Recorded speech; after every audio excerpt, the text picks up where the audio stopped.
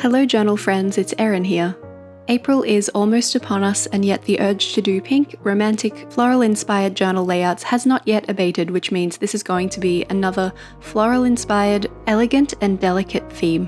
1 year ago, for April 2022, I set up a Twilight-inspired bullet journal theme with waterfall tabs, and it's been a whole year and I've decided to give them another go, and I was very inspired by Kimberly Mooncraft Bujo on Instagram and her beautiful March waterfall tabs. But I didn't want them to go all the way through to my weeklies, so I'm using a regular tab system for my weeklies instead, and I've decided to go through and cut out all of the tabs and the waterfall edges first so that I can't accidentally make a mistake with sizing when I'm setting up my bullet journal spreads after this. I'm using a craft knife and a metal ruler, as well as a cutting mat underneath the page to make sure I'm not cutting too far through and ruining the pages behind. And if you'd like to, you'll be able to find links to everything I'm using in this video in the description box down below.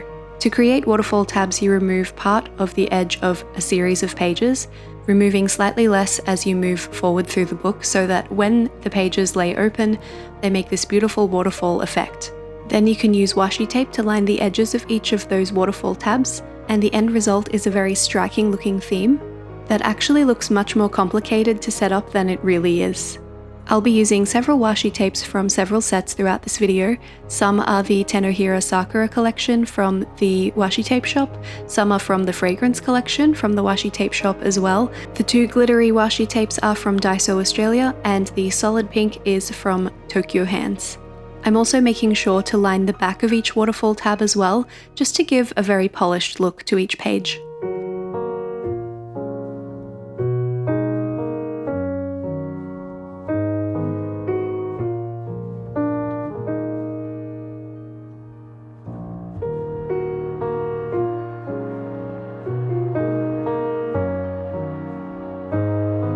Sometimes when I get really into the journaling zone, I forget to check my camera and it stops recording, and that is exactly what has happened here, but all you've missed is me adding a little bit of washi tape and paper to these front pages. This will be my April cover spread, and I wanted it to look very soft and muted, so that April in my journal will be a very calming place to spend time.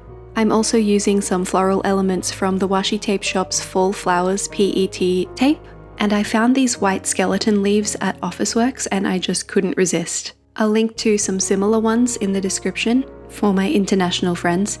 They are very delicate, so you have to be quite careful with your glue tape, but it is possible if you use a very light hand. And I love the subtle texture these bring to every page that I use them on.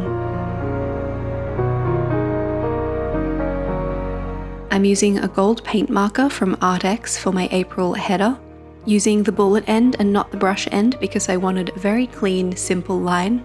And I'll be using this same paint marker with my letter stamps for the rest of my headings throughout this setup as well. I thought we could level up the waterfall tabs just a little bit extra with this corner cutting tool. This one has 3 different designs, none of them are just a round corner, they're all a little bit ornate.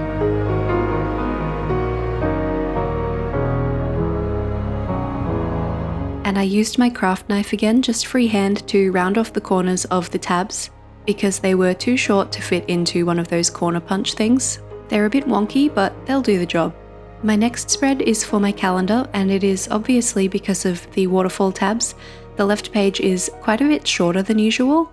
I don't actually use this page too heavily throughout the month, so I'm going to be splitting one of the days across the center of the page. Ordinarily, I try to avoid that, but in this instance, I think it'll be okay. I'm using that same gold marker with my ruler to make some very nice straight lines all the way across the page. The top row is to add the initial for each day of the week, an M for Monday, a T for Tuesday, and each row underneath that is for a week in the month of April. And I'm using my very favorite Pigma Micron 03 to add in all of the numbers for each of the days.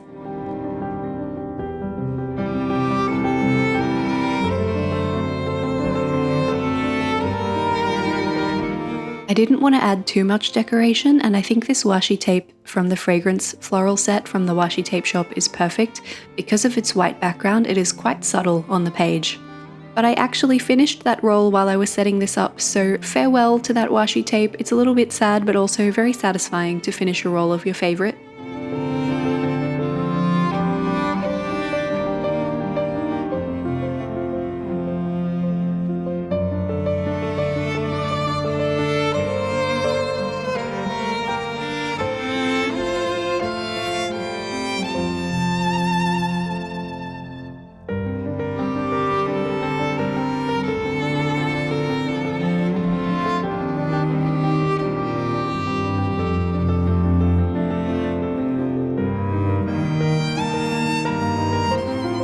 I'm doing my pages in a different order this time around because I only have so much space to use on that left side, obviously, because of cutting so much paper away. So this time I'm adding my habit tracker on the left page here. And I'm using the same layout I used in March, except I'll be writing my habits in words at the top this time rather than trying to doodle them and not really succeeding. The right page is for my mood tracker, which I haven't completely worked out yet how I plan to use. It's a grid with one space for each day of the month, and I have assigned colours. At the very bottom of the page, you'll see me add that at the end of this page because I almost forgot to set that part up. I'll probably just colour in the box, I think. I love these letter stamps, but for some reason the uppercase were below the lowercase letters, so I just had to fix that before I could proceed. And then we can stamp our headings for each of these pages. It does take a little bit longer to stamp with paint pens rather than an ink pad, but I think to have the variety of colours and the variety of use of a paint marker is more beneficial than having a lot of ink pads that you can only use for one purpose.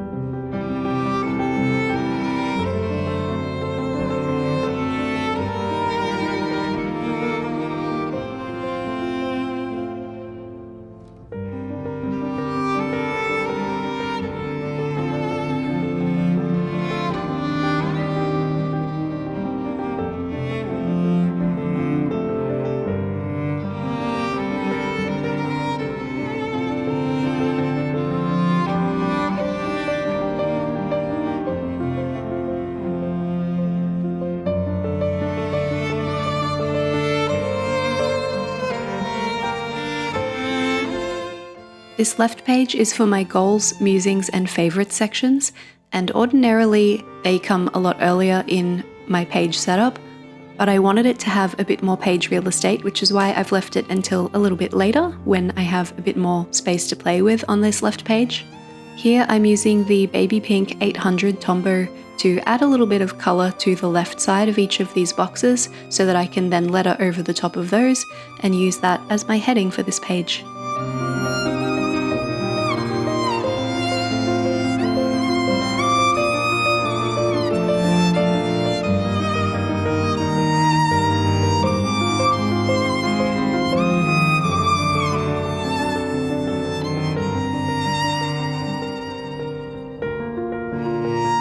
This embossed paper came from a scrapbooking paper set from Stationery Pal, and it is so gorgeous and subtle.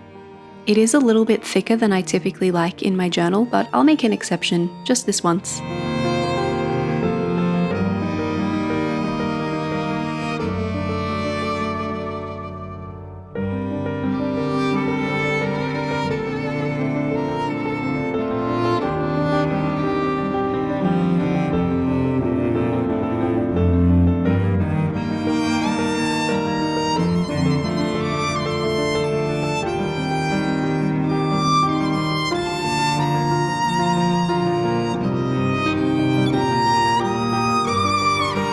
And the right page is my absolute classic must-have page. It is my spending log. It's actually two tables, but they're right next to each other, and each table has columns for item, cost, and category. Every purchase I make throughout the month, big or small, I will record here, and at the end of the month, tally everything up by category and transfer that data over to my overall cash flow tracker at the beginning of my book on the last day of each month, as well as income data. I know it sounds a little bit scary at first, but it's really rewarding to have such a comprehensive look at your spending for a whole year. And I've been doing this for several years now, so I have some really great insight into trends and where my money really goes. For my header this time, I'm actually lettering on a piece of the paper that I cut out when I was setting up the waterfall tabs at the beginning, and tearing around the edges to give it a nice soft look.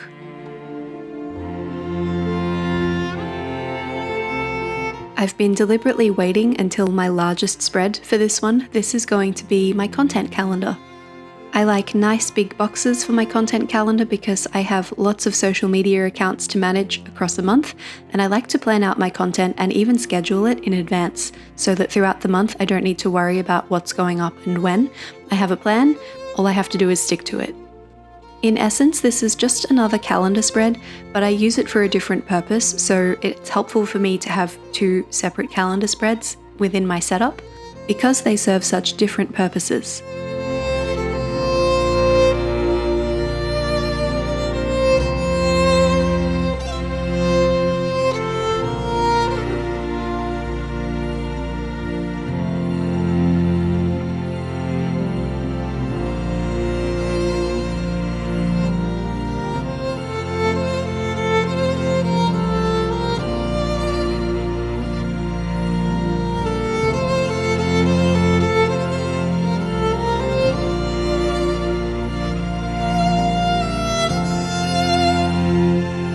If you're enjoying the video so far, I just wanted to invite you to hit the like button down below, and if you haven't already, hit subscribe as well. Join my little YouTube family of bullet journaling friends. I post new content every week, and I also make one of these plan with me videos every single month, so if you'd like to see more of this kind of thing, hit subscribe down below so you never miss a video.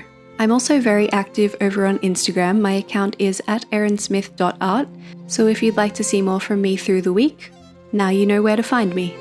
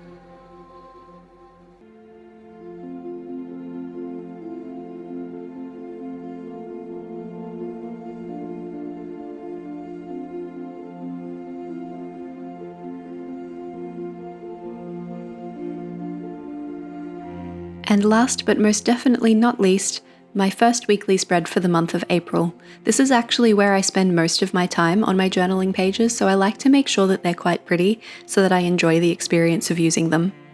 And I get all of my best weekly layouts from the wonderful Ruthie Journals on Instagram. She has the best ideas. This is another one of her weekly spreads that I have borrowed and appropriated into my journal. It has 4 rows on the left page and 4 rows on the right page for planning for each day of the week. It has a space for notes at the bottom of the right side so that you still have an equal number of spaces for planning on each page, which makes the layout look nice and balanced, and it also has space at the top of the left page and the bottom of the right page for decoration.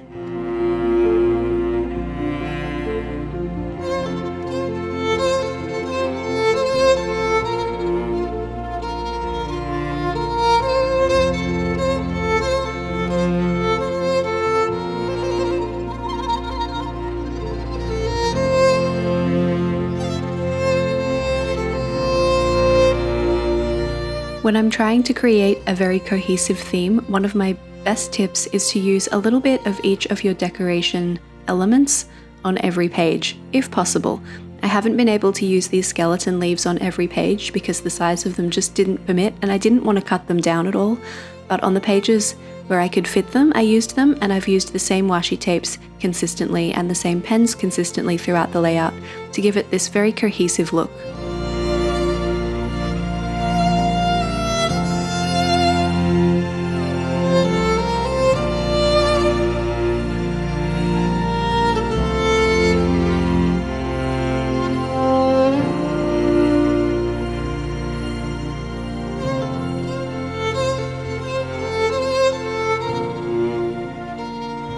And with that, my April romantic floral bullet journal theme is complete. Thank you so much for planning with me. Here is a final little look through at each page. I'm very happy with how soft and calming this layout looks, and I can't wait to jump into it in April. Thank you so much for spending this time with me. I hope you've enjoyed planning alongside me as much as I have enjoyed planning alongside you. Until next week, stay safe and happy planning. Bye!